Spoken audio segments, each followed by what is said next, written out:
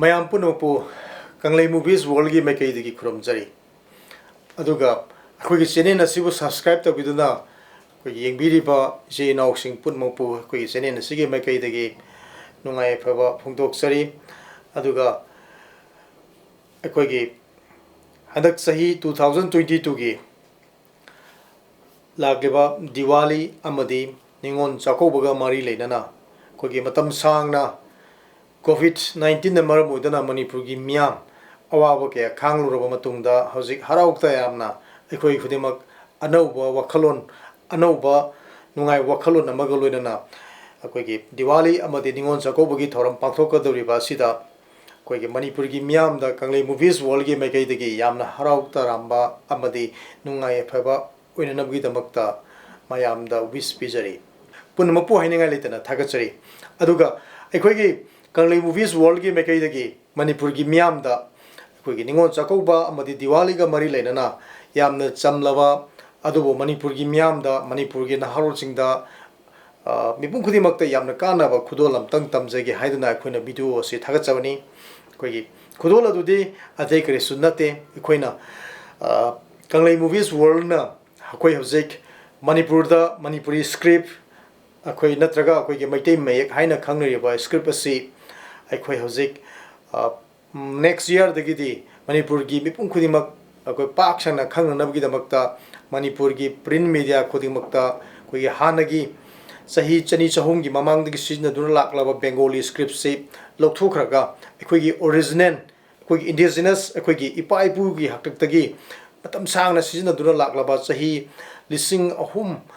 lising ani ahum gi mamang dagi Manipur gi kanglei pa ki leibak asida sina dun lakraba adugumlaba akhoi gi Manipuri script mitai mayekna akhoi gi Manipur gi miyam da paksana chanabagi hogama sagalakli masidai sida ekhoina kanglei movies world gi mekai degi so angamba mateng oina ekhoina Manipur gi miyam na akhoi gi Manipuri script natraga mitai mayek asi tambada madi mipum khudimangna khangna honabada yam araiba mong oinabgi damakta ekhoina mobile gi games ama akhoi gi puthokchabani kanglei movies world gi mekai degi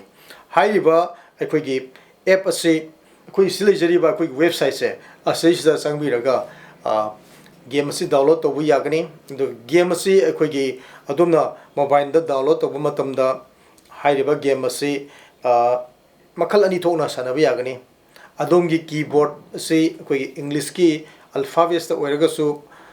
adum sanaba yagani adubu karigumba adongi keyboard se adumna maitai mayek ta onthoklaga sanagi hairaga su adum sanaba yagani akhoi game se akhoi mato karam sanaga dagi kamai togada haibado epta haijarake mayamna bhab tanabgi damakta akhoi game se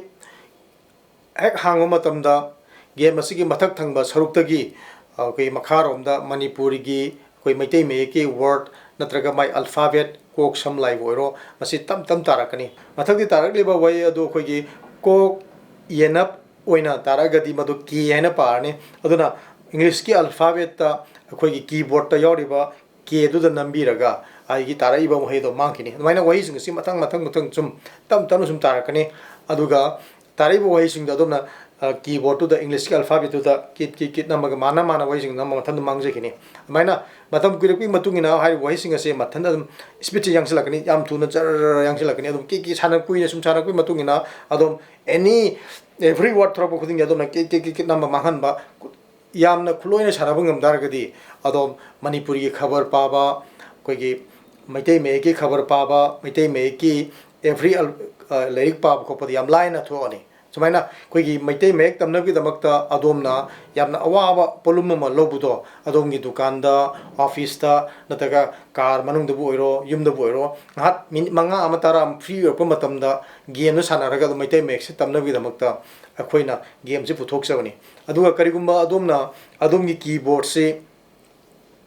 maitai mek onthoga somda maitai mek tagi taraiba wahi singdo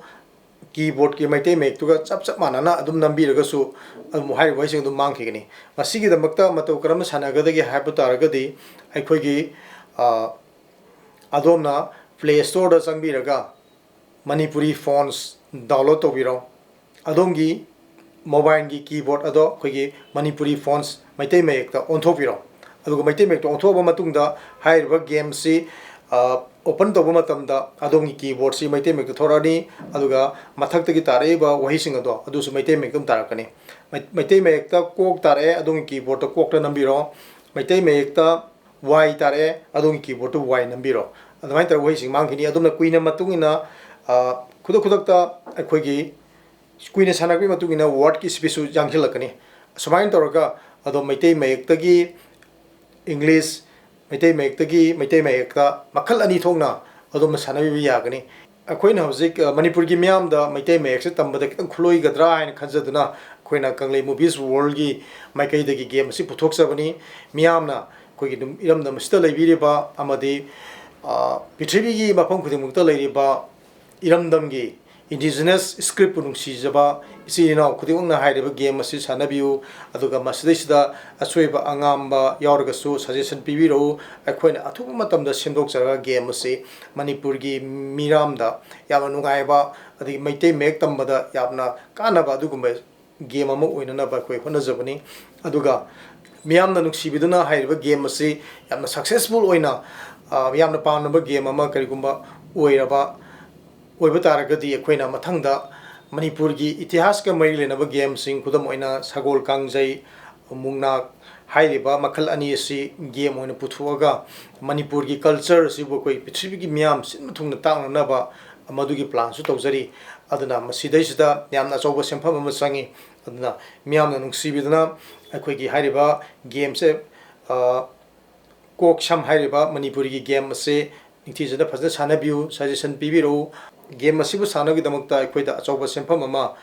sponsor torogliba akoi company KM World bu akoi haninga letena thagatsari amadi Manipur miyam nasu KM World bu nungsibi kani haiba wakhalon du thamjabaga loina akoi gi KM World haiba website ta changbiraga adungi dakar oiba medical gi natraga house all gi natraga adomna kariguma business ma toning malerga su